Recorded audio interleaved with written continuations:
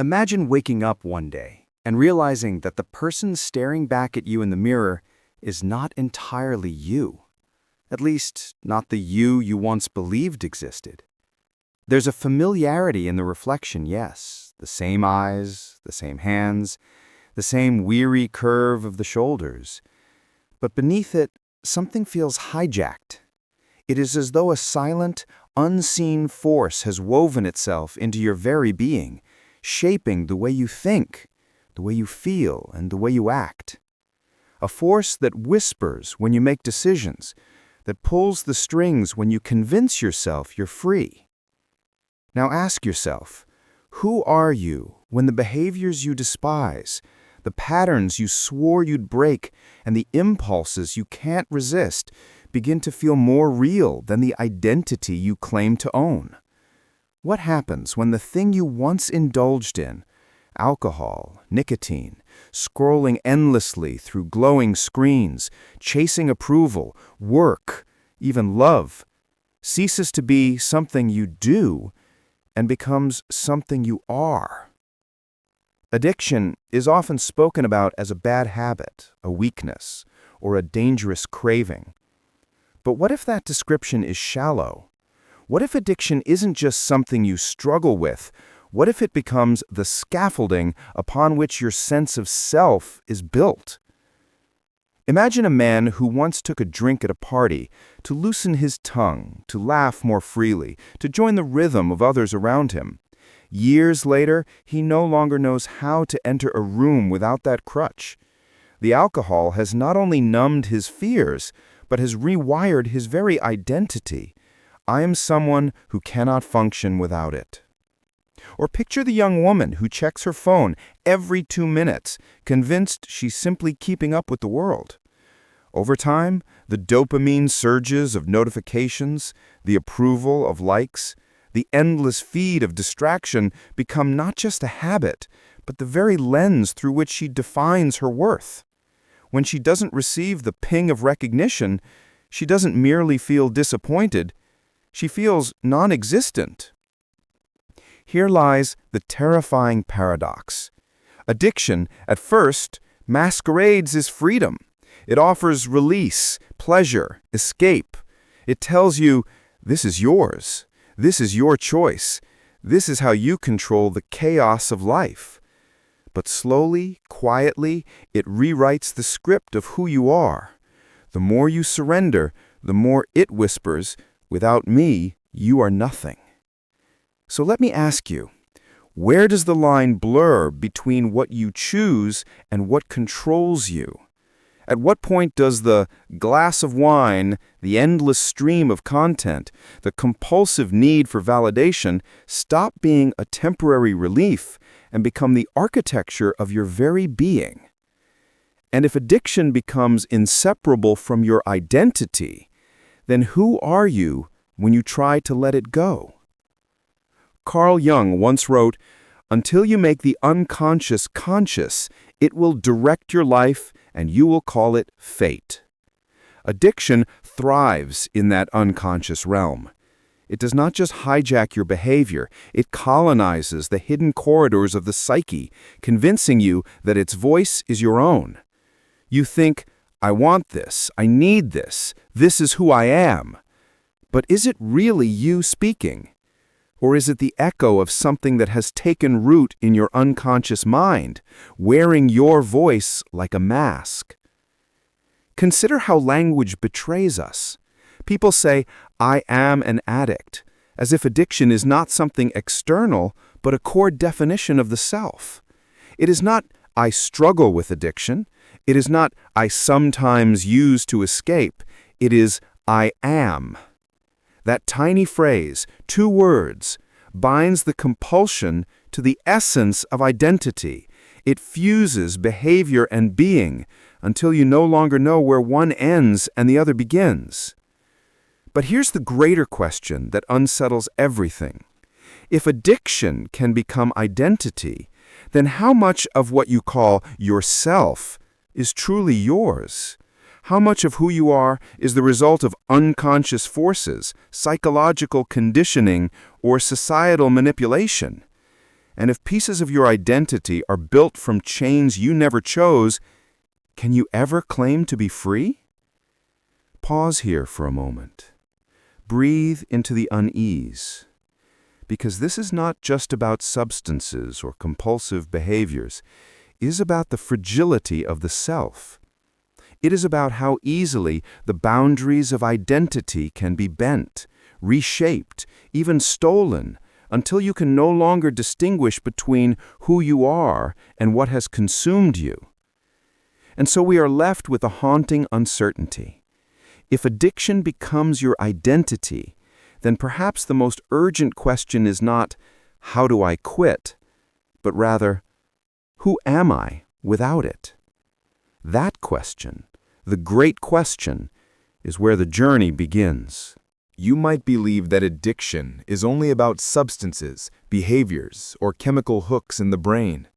But beneath those visible chains lies something deeper, something older than our modern vices. At its root, addiction is a symptom of a much larger fracture in the human psyche, the inability to sit with ourselves, the inability to bear existence in its raw, unfiltered state. Think of it this way. If you were completely at peace within your own mind, what power would addiction truly have?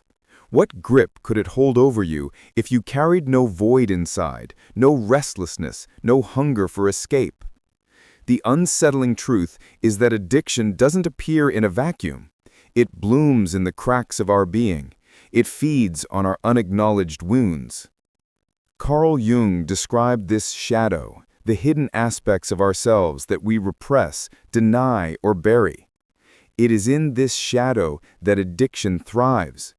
When you numb pain with a drink, silence loneliness with endless scrolling, or soothe inadequacy with validation, you are not addressing the wound, you are feeding the shadow. And every time you turn away, every time you deny what's really there, the shadow grows stronger. Addiction becomes not just a coping mechanism, but a guardian of that shadow, ensuring you never truly confront what you fear. Nietzsche, too, warned of this trap. He spoke of the human tendency to invent illusions, to avoid the rawness of life, to cling to false idols that shield us from existential terror. Addiction is one of the most seductive of these idols. It whispers promises of transcendence while quietly reinforcing dependency. It gives you the illusion of power while ensuring you remain powerless. And here lies the paradox. We turn to addiction not because we are weak, but because we are unbearably strong in our need to survive. When faced with pain too heavy to carry, the psyche finds a way to numb, distract, or escape. In the short term, it feels like salvation. In the long term, it reshapes who we are.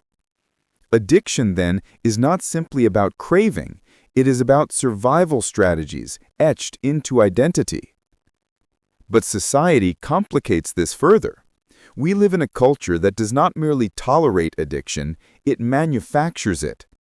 Aldous Huxley, in Brave New World, warned of the civilization pacified by pleasure, sedated into compliance by endless distractions. Today, his prophecy feels eerily familiar.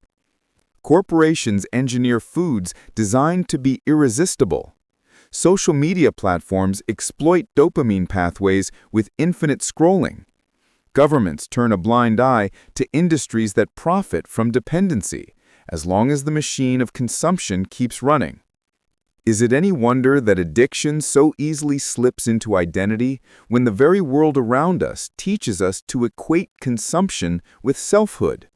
You are what you buy, what you watch, what you crave. Your worth is measured in clicks, in likes, in fleeting moments of chemical pleasure.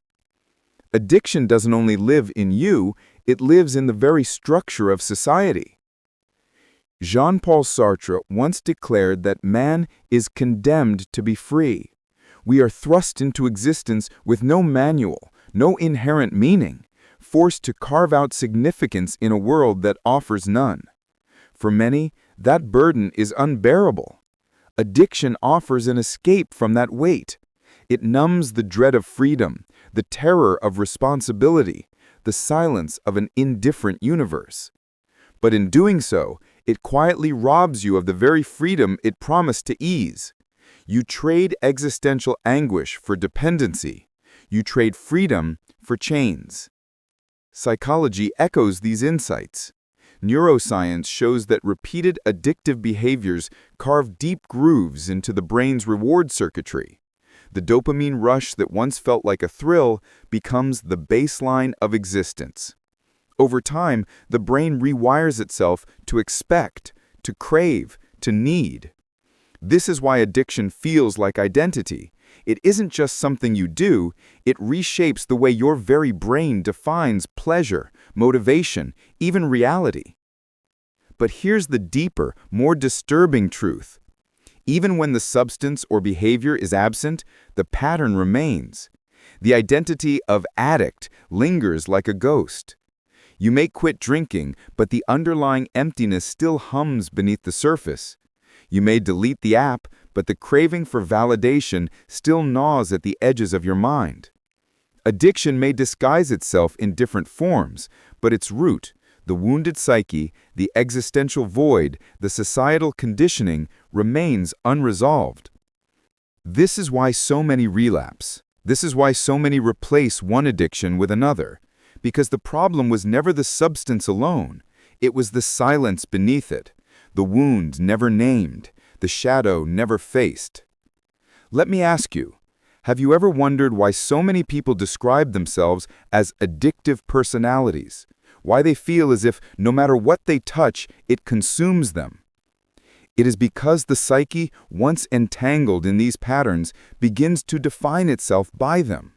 Addiction becomes the lens through which you see the world and yourself. It shapes your expectations, your fears, and your sense of what is possible. In that sense, it becomes indistinguishable from identity. Arthur Schopenhauer once wrote that human life is driven by an insatiable will, a blind, restless striving that can never truly be satisfied. Addiction is perhaps the most vivid embodiment of this will. It is the endless reaching for more, the hunger that can never be filled, the thirst that no drink can quench. And yet, paradoxically, it is in recognizing this insatiability, in facing it without running, that true freedom might begin. But before that freedom comes, one must first confront the unsettling realization: addiction is not a foreign invader. It is not an external enemy you simply eradicate. It is stitched into your psyche, woven into the way you define yourself, reinforced by a culture designed to keep you dependent. That is why breaking free feels like death, because in a way, it is. It is the death of the self you have known, the self addiction has built. And this is the hidden problem. You cannot separate the addiction from the identity without first questioning the very foundation of who you are. Which leaves us standing on the edge of another even haunting revelation. If addiction has written itself into your identity, what unseen consequences unfold in your life? Consequences you may not yet even recognize. Imagine walking through your daily life with invisible strings pulling at you. You believe you are making choices, what to eat, who to love, how to spend your time, but beneath those choices lies a hidden hand guiding every movement. That hand is not fate, not destiny, but the quiet, corrosive influence of addiction woven into your identity. The most unsettling part is this: the consequences are rarely immediate. Addiction does not announce itself with alarms. It erodes silently, like water carving stone, shaping the architecture of your life until the damage is indistinguishable from just the way things are. Consider relationships. When addiction fuses with identity, you stop relating to others as a whole person. You begin to filter every interaction through the lens of your compulsion. If you are addicted to substances, you may gravitate toward people who enable or share in that behavior. If you are addicted to approval, You shapeshift constantly, contorting your personality to earn validation. Over time, people don't really know you. They only know the mask addiction has built.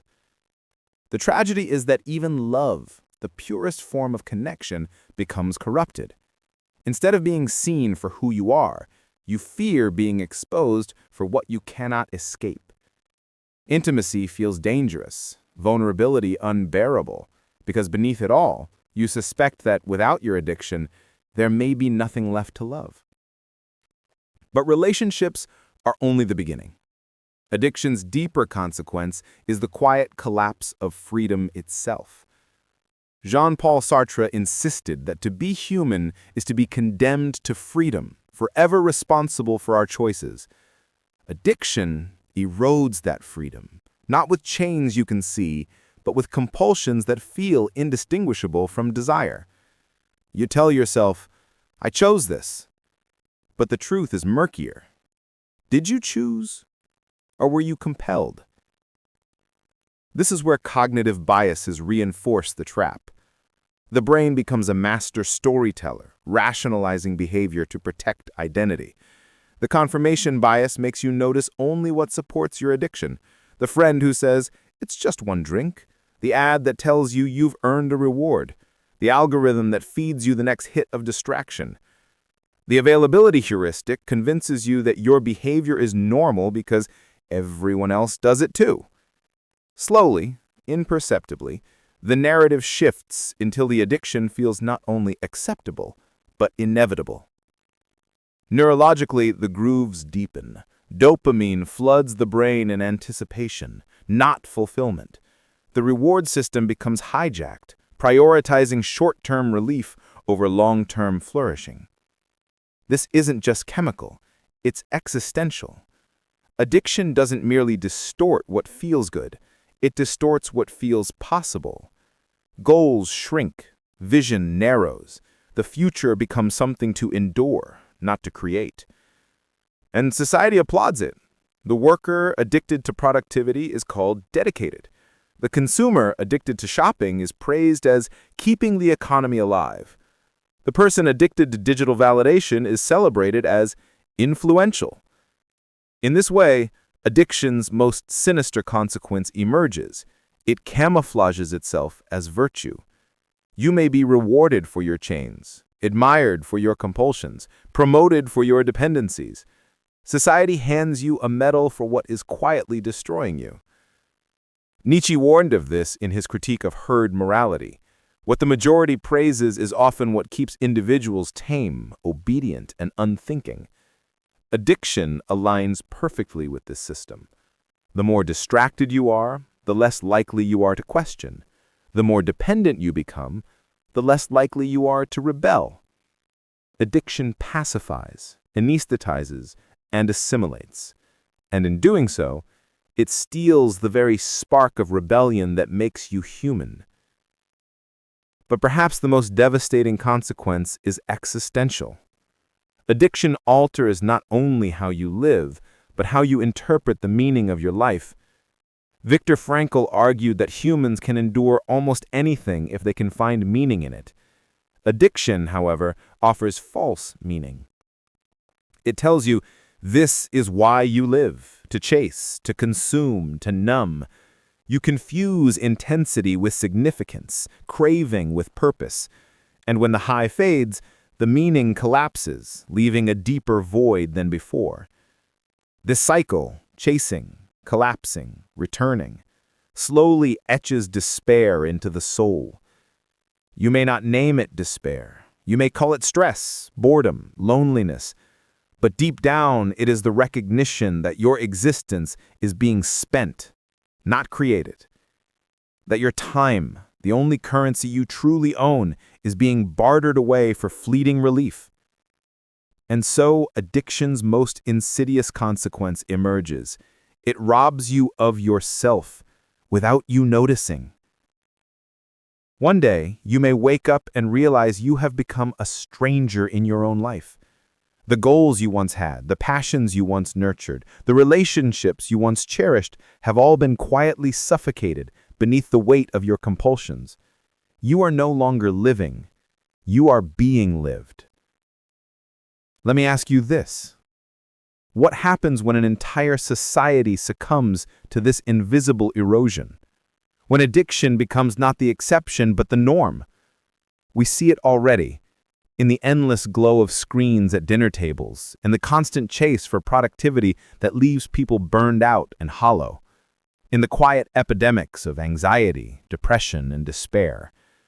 Addiction does not just shape individuals, it shapes civilizations. And civilizations built on dependency eventually collapse under the weight of their own illusions. But here lies the paradox, once again. Even in its destruction, addiction offers a kind of safety. It shields you from confronting the abyss, from staring too long into the void of freedom, responsibility, and mortality. To strip it away would mean facing not only your wounds, but the unbearable vastness of life itself. This is why people cling to their addictions long after they recognize the harm. It is not stupidity, it is not weakness. It is the terror of confronting reality unmediated, raw, and unfiltered. It is the fear that without the addiction, there will be nothing left but silence.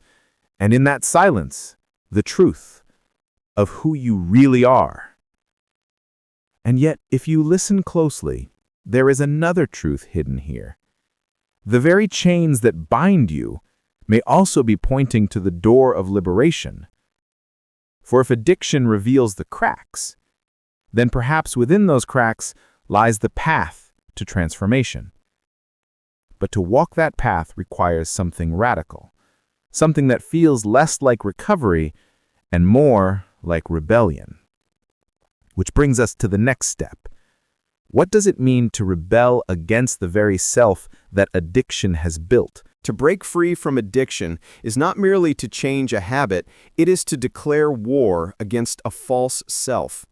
It is an act of rebellion, not only against the substance or behavior that has ensnared you, but against the identity it has built, the narrative it has whispered, and the society that has quietly applauded your chains.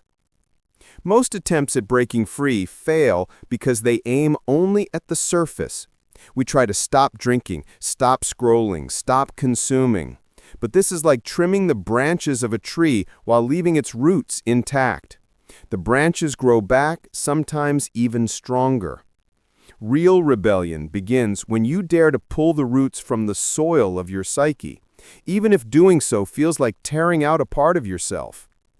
Carl Jung warned that the shadow, if ignored, only grows darker. The first step of rebellion is to face that shadow directly. To admit, yes, I have used this addiction to numb myself. Yes, I have hidden behind it to avoid pain. Yes, it has shaped who I am. There is no liberation without this brutal honesty. Denial only deepens the chains. But once you drag the shadow into the light, you strip it of its secret power. Consider this paradox. Freedom begins the moment you stop trying to escape. The more you run from your cravings, the more power they have over you. The more you fight against the compulsion, the more you reinforce its existence. But when you sit with it, when you observe the craving without acting, when you let the discomfort burn without reaching for relief, you discover something astonishing. The craving rises, peaks, and falls. It is not eternal. It is not omnipotent. It is a wave, not an ocean. And you are not the craving. You are the one watching it pass. This act of sitting with discomfort is nothing short of revolutionary in a culture that sells comfort as the highest good. Our society tells us, avoid pain at all costs. Distract yourself, consume, escape.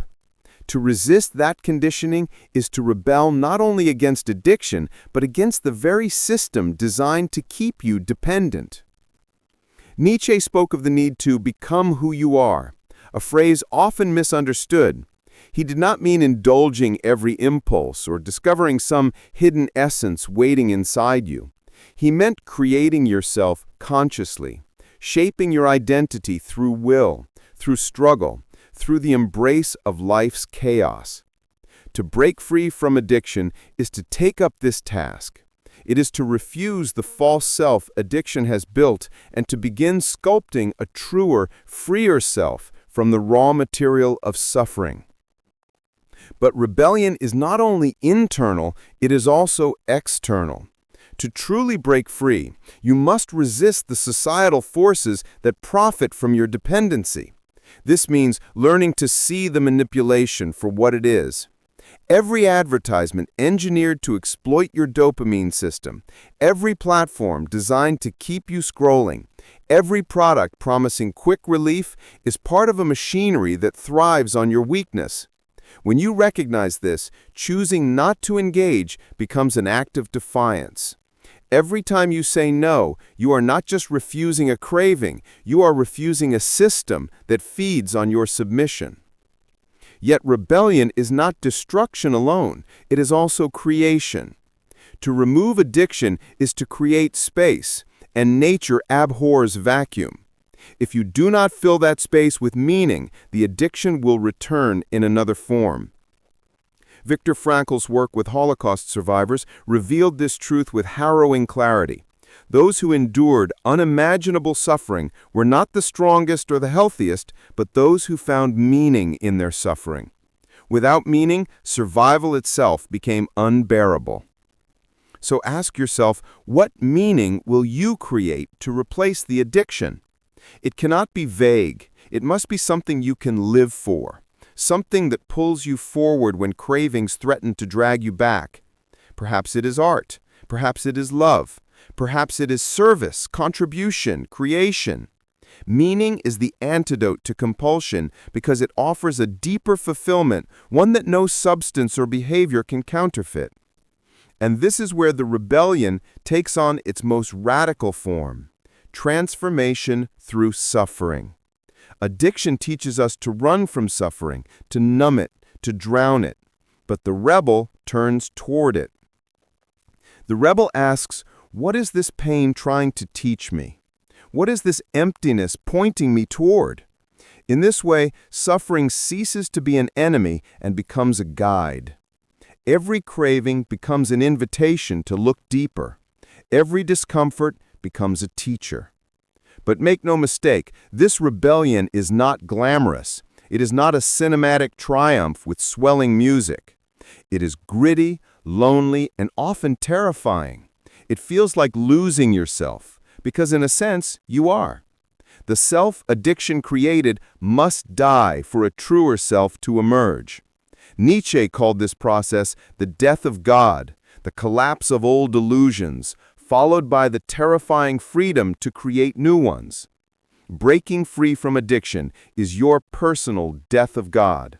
It is the collapse of the idol you once worshipped and the daunting task of creating yourself anew. And yet in that collapse lies the seed of power.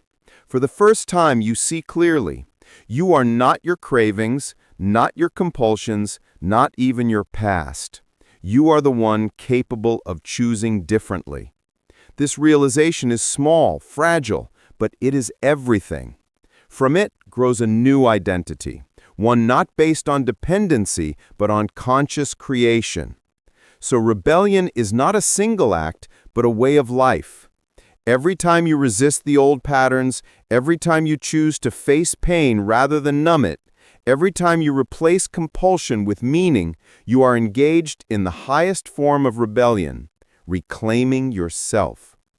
But this rebellion raises one final, haunting question, one that lingers beyond recovery, beyond freedom. If addiction is not your identity, then what is? What is the truest essence of who you are once all illusions have been stripped away? Imagine standing in an empty room. No screens, no bottles, no stimulants, no distractions, just silence and yourself. For many, this is the most terrifying scenario imaginable, not because the silence is unbearable in itself, but because it strips away every refuge. In that stillness, There is no addiction to lean on, no illusion to hide behind. There is only you, raw and unmasked. Here lies the ultimate truth. Addiction becomes your identity because you fear that without it, there may be nothing left. And yet, when you dare to strip it away, when you risk facing the emptiness, you discover something astonishing. Beneath the false self constructed by addiction, there is a deeper self, one that was never lost, only obscured. Carl Jung called this process individuation, the journey of becoming whole by integrating all parts of the psyche, even the shadow. Addiction thrives on fragmentation, splitting you from your pain, separating you from your freedom, dividing you against yourself. But when you turn inward, when you face the cravings, the wounds, the void, you begin to stitch those fragments back together. And in doing so, you discover that you were never truly broken. The final realization is this: you are not your addiction, and you never were. Addiction is a mask, sometimes a heavy, suffocating one, but a mask nonetheless. It may have shaped your behavior, distorted your desires, even rewritten your brain, but it never reached the essence of who you are. That essence is untouchable. It is the witness behind the craving, the awareness that has been present through every high, every relapse, every desperate night. Schopenhauer argued that human life is driven by a blind, insatiable will, forever restless and unsatisfied. Addiction seems to confirm this bleak view. No matter how much you consume, it is never enough. But here's the revelation that turns his philosophy on its head. The will itself is not the enemy. The enemy is misdirection. When the will is pointed toward consumption, it devours you. But when it is pointed toward creation, meaning, and truth, it transforms. The same restless energy that fueled your addiction can fuel your rebirth. And this is where the paradox dissolves. Freedom is not found in escape, but in presence. Addiction whispers, you cannot bear reality as it is. But the truth is the opposite. You are built to bear it. You are built to endure suffering, to face chaos, to create meaning from it. Every time you sat with a craving without acting, every time you endured discomfort without fleeing, you proved this truth, and each proof is a seed of liberation. The existentialists knew this well. Sartre declared that existence precedes essence, that you are not born with a fixed identity, but create it through your choices. Addiction tries to convince you otherwise, telling you that your essence is fixed. You are an addict. You will always be this way. But the ultimate truth reveals itself when you rebel against this lie. You are free to create yourself anew, again and again, as many times as it takes. This realization carries a burden. Freedom is not easy. To live without addiction is to live without excuses. You cannot blame the bottle, the screen, the compulsion. You must face yourself fully, with all your contradictions, all your wounds, all your potential. It is terrifying, and yet it is sacred. For in that confrontation lies the possibility of becoming fully alive. Think of Dostoevsky, who endured prison camps, exile, and near execution. In his suffering, he discovered not despair, but clarity. He wrote, "Man is what he believes." If you believe you are your addiction, you will live as its prisoner. But if you believe you are the awareness behind it, the creator beyond it, then even in the darkest chains, you remain free. And so the final truth emerges like dawn after a long night. You are not defined by what enslaves you, but by how you rise against it. Addiction may shape chapters of your story, but it does not write the ending. That task is yours alone. Let us return to the empty room. At first it feels unbearable, the silence, the void. But if you stay, something shifts. You begin to hear a quieter voice, one long drowned out by noise. It is not the scream of craving, nor the whisper of fear, but the steady hum of being. It says, "I am here. I have always been here." That voice is your truest self, the self untouched by addiction, the self capable of bearing freedom, the self waiting patiently beneath every mask. This is the final, most powerful realization. To break free from addiction is not merely to stop a behavior, it is to awaken to who you truly are.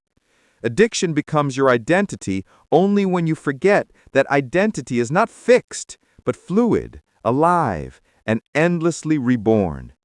You are not condemned to be the person you were yesterday. You are the one who chooses, who creates, who defines. And so the story does not end with escape, but with creation. What will you create from the ashes of your addiction? What self will you sculpt when the false one has fallen away? That is the question only you can answer. But know this, the ultimate freedom is not the absence of addiction. It is the presence of a self so whole, so rooted, so awake, that addiction has nothing left to cling to. You become not someone who resists chains, but someone who no longer needs them. And in that moment, the great paradox resolves itself. Addiction was never your true identity. It was only the shadow that taught you how to find the light.